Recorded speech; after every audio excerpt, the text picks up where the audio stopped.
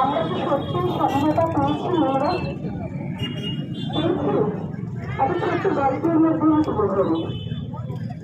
আশ্বিনের প্রাগৈতিহাসিক সকালে শ্রী রামচন্দ্রজি দেবী দুর্গার গ্রহণ করেছিলেন।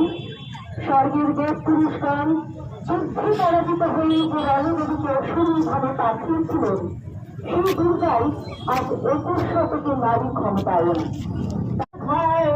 আপনা মাঝে শক্তি ধরেন যে কার যায় বহু শতাব্দী ধরে নারী লাইছে হইতে ভূধরে লুটিব এসে খল খল গিয়ে কল কল তালে তালে দেবতার।